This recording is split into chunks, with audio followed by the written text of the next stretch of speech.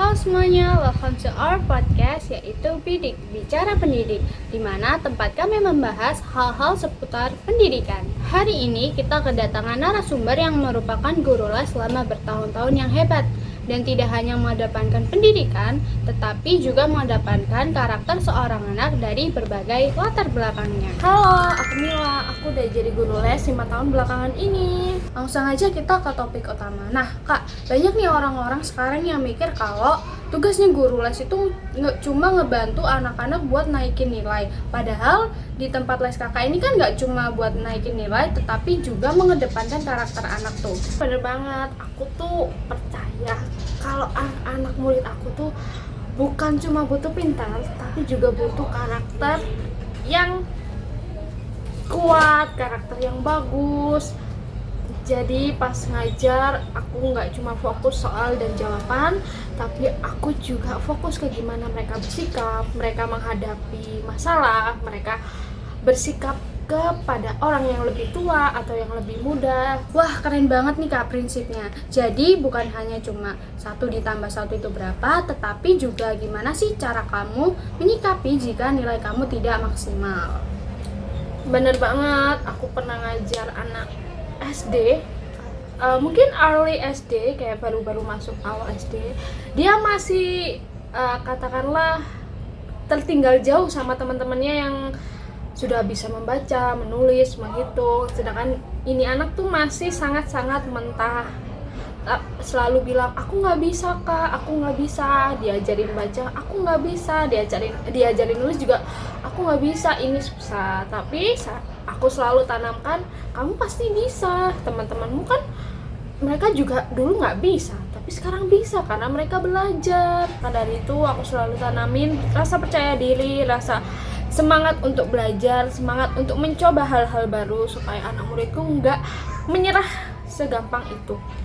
Waduh, itu kira-kira pelajaran hidup yang hanya diajarkan di beberapa sekolah aja ya kak? Betul, terkadang tuh anak-anak lebih terbukanya sama guru les karena mungkin mereka lebih nyaman, lebih fun, lebih happy kalau sama guru les. Jadi aku manfaatin kedekatan aku sama anak-anak murid lesku itu untuk mengajarkan mereka beberapa empati, terus sifat-sifat yang kayak kejujuran, tanggung jawab sama dirinya sendiri. Jadi kalau mereka semisal menyontek atau berbuat curang waktu mengerjakan soal, aku nggak langsung marah. Aku tanya, kenapa nyontek? Kamu takut gagal atau takut ketahuan salah? Salah itu bukan berarti kamu gagal, kamu masih bisa memperbaiki, kamu masih berproses, kamu bisa belajar lagi, jangan pernah takut gagal. Nah berarti tugas guru les itu nggak cuma ngajarin doang ya kak ya?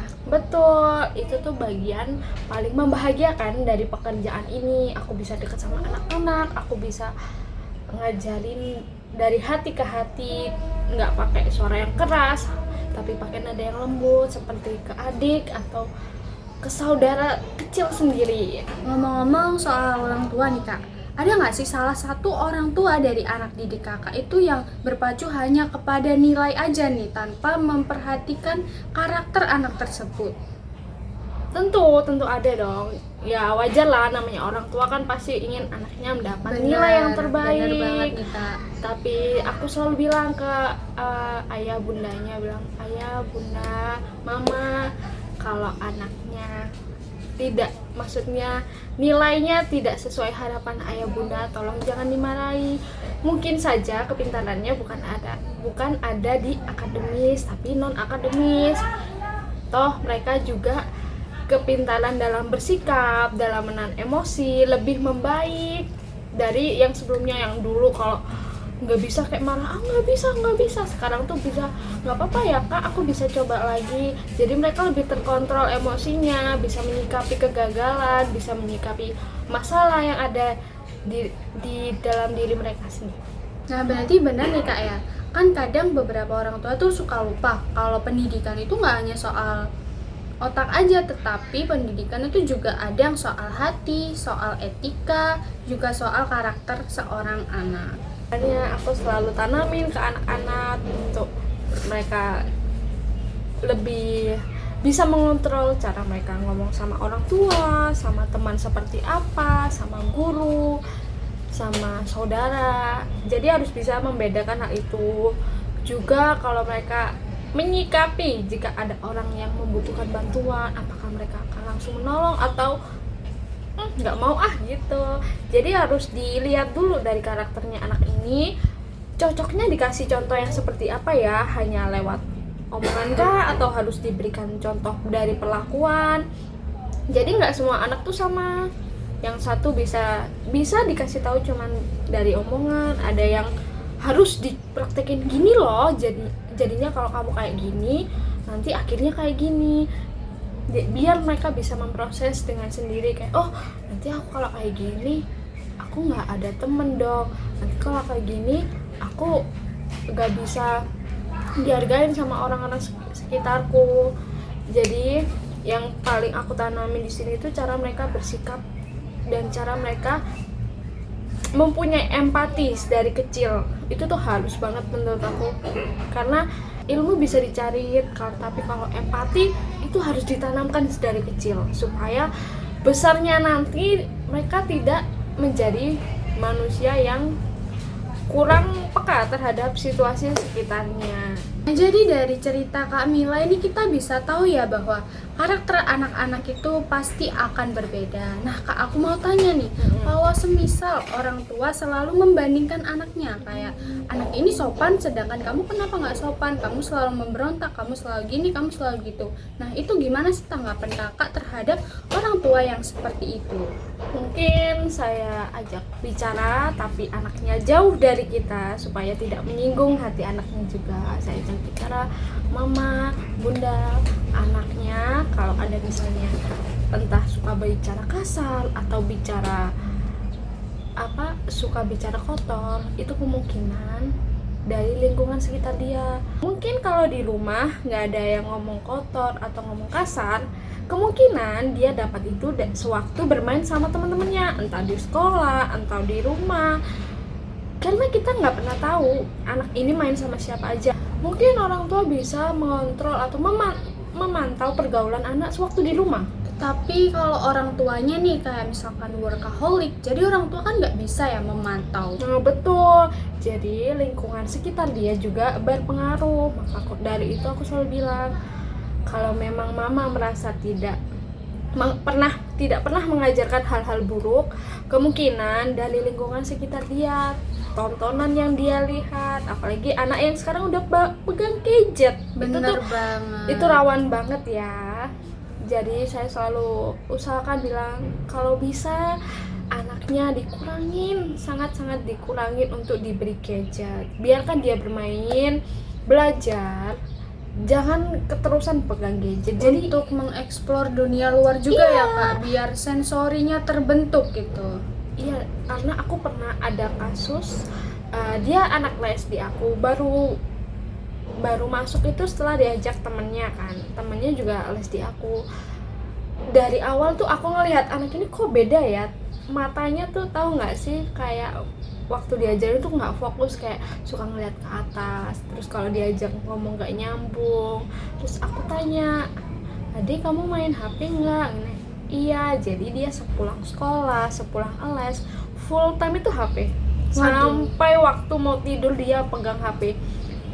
Waduh, gitu bahaya banget gak sih Kak? Jadi habis pulang sekolah nih, langsung pegang HP sampai jam tidur itu. Iya, jadi dia bawa PR-nya ke les. Sebenarnya nggak apa-apa, aku tidak keberatan sama sekali kalau anak muridku tuh bawa PR ke les. Cuman yang disayangkan di sini tuh dia waktunya sepenuhnya, waktu istirahatnya dia itu bahkan sering tidur malam-malam itu karena dipegangi gadget. Itu rawan banget ya, itu tidak untuk dicontoh karena efeknya benar-benar buruk. Selama dia les sama aku tuh sangat-sangat susah fokus. Kalau temennya udah fokus, dia ganggu temennya yang lain.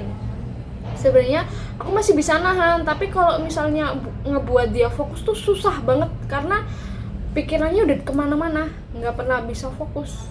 Bener, apalagi kalau yang sering dimainin nih, misalkan Roblox nih ya, pasti tuh bakalan terpikir, terngiang-ngiang terus ya kak. Jadi kayak belajar sebentar, pikirannya Roblox, belajar bentar, Roblox terus gitu ya kak ya. Iya, kayak mereka tuh pengen buru-buru cepet-cepet. Kak, kapan pulang? Kak, jam berapa aku pulang? Kak, ini udah jam berapa? Jadi baru datang tuh udah tanya gitu, karena apa? Mereka tuh kepikiran mau main terus gitu. Berarti dampaknya dari game ini banyak banget ya teman-teman, dan Dari juga gadget, bahaya. entah itu tontonan, entah dari YouTube atau TikTok, itu sangat rawan ya. Anak kecil dikasih TikTok itu sangat-sangat rawan. Kalaupun mau dipegang gadget, setidaknya ada waktu pembatasan waktu untuk apa namanya, Screen timing Screen ya, time. screen timing ya kak. kalau ada pembatasan waktu screen time itu lebih bagus. Terus dikontrol lagi apa yang bisa dilihat, hanya YouTube anak-anak, selebihnya jangan. Karena setahu saya anak-anak menurut saya ini banyak kan kecil-kecil udah pegang TikTok, jadi pembahasannya udah di luar konteks anak kecil. Bahaya banget ya kalau gini. Bahaya banget kayak nggak seharusnya mereka tahu hal yang jauh di atas mereka. Dari sekian panjangnya perbincangan kita hari ini, aku rasa banyak guru les yang harus menanamkan prinsip seperti Kak Mila ini. Terakhir nih Kak, sebelum acara ini berakhir, sekiranya Kak Mila ada nggak sih pesan yang mau Kakak sampaikan untuk mereka yang ada di luaran sana? Jangan remehkan dampak kecil dari omonganmu. Satu kalimat penyemangat bisa jadi motivasi untuk kedepannya. Semangat! Alright, terima kasih untuk Kak Mila atas pengalamannya yang mau di-sharingin ke podcast hari ini. Kedepannya semoga semakin banyak guru les di luaran sana yang sadar bahwa mereka memiliki peran besar dalam kehidupan anak-anak, terlebih di kehidupan pendidikan. Amin. Makasih juga udah ngajak ngobrol ya Kak. Terima kasih. End of time guys, itu tadi percakapan kita dengan Kak Mila. Dan aku berharap dengan adanya podcast ini bisa menginspirasi kalian di luaran sana yang lagi ngajar ataupun orang tua yang sedang mencari guru les untuk anaknya. See you on next chapter. Aku izin pamit. Terima kasih teman-teman semuanya.